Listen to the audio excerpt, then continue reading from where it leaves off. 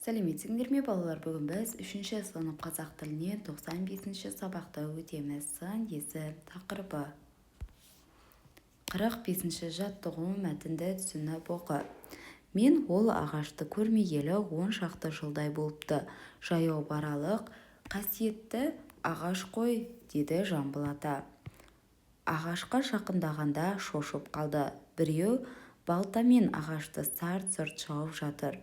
Ей, тоқта, сен өзі дені сау адамбысың, ағашқа неге балта шабасың?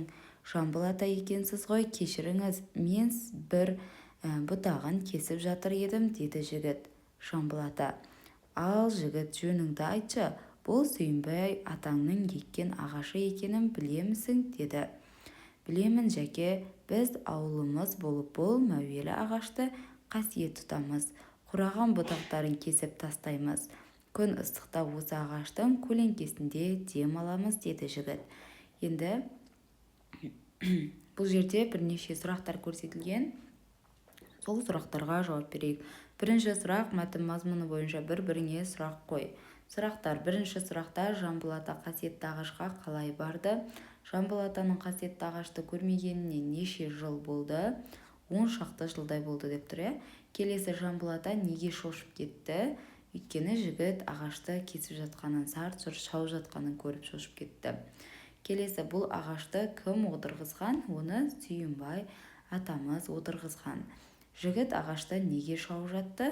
Өйткені ол оны білді, Сүйінбай атаның ағашы екенін біліп, оның құраған бұтақтарын кесіп жатты. Келесі сұрақта мәтінде аты аталған адамдар туралы не білесің? Бірінші, Жамбыл Жабаев, келесі Сүйінбай Аронұлы, және мәтіндегі сын есімдерді атап өтеміз. Жамбыл Жабаев қазақ халық поэзиясының әйгілі тұлғасы, 20 ғасырдың Гомері, өлең сөздің дүлдүлі, жырау, жыршы.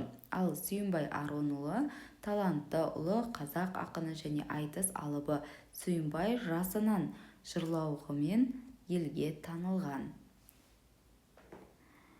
Келесі, енді мәтіндегі сын есімдерді тап, сұрақ қой. Мәтіндегі сын есімдер қасиетті, мәуелі, қураған, ыстық деген сияқты бізде сын есімдер қатысқан. Олар қандай деген сұраққа жауап береді. Келесі сұрақта мәтінді көркем жаз, яғни осы мәтінді дәптерге көшіріп жазып аламыз. Келесі, сын есімдерді тауып астын сызамыз. Сүйінбай Аронұлы ақиық, айтыс, ақын. Яғни қандай ақын? Ақиық, айтыс ақын. Яғни сын есім болады. Жасынан жырлауғымен елге танылған. Мұхтар Әуезов оны айтыс өнерінің алтын діңгегі атаған. Қандай діңгегі? Яғни алтын діңгегі атаған.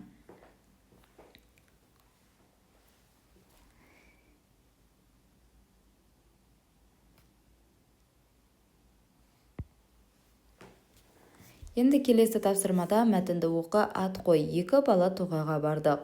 Қарағайдың түрлі өсімдіктің жұпар иісі мұрныңды жарады. Аласа бұталардың арасынан сұр торғай, көк шымшықтар пыр-пыр ұшады. Анадайда алақанат тоқылдақтың тоқылы естіледі. Тоғай іші көңілді. Енді бұл мәтіннің қай түріне жатады деп тұр. Бірінші бізде ат қой дейді. Мәтінге тоғай деп ат қоюға болады. Келесі, қай түріне жатады? Бұл яғни сипаттау мәтініне жатады. Өйткені сол бір нәрсе туралы айтылғандықтан бізде сипаттау мәтіні болып саналады. Келесі, мәтіннен сын есімдерді тап, олар қай заттың сыңын білдіріп тұрғанын айт. Сын есімдер жұпар, аласа, сұр, көк, ала, көңілді деген бізде сын есімдер қатысып тұр. Келесі, бізде қарағай мен түрлі өсімдіктің, бұтаның, торғай мен шымшықтың, тоқылдақ пен тоғайдың сынын білдіріп тұр.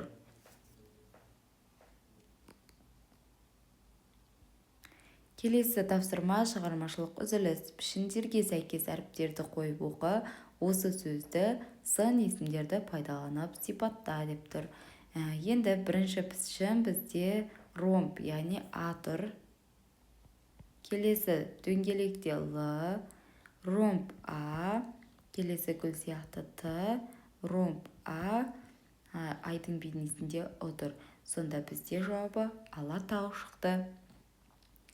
Енді Алатауды сын есімдерді қатыстырып сипаттап жазамыз. Алатау асқақ, әсем таулардың бірі. Оның қарлы шыңдары көз тартарлық ақ күмістей жарқырайды.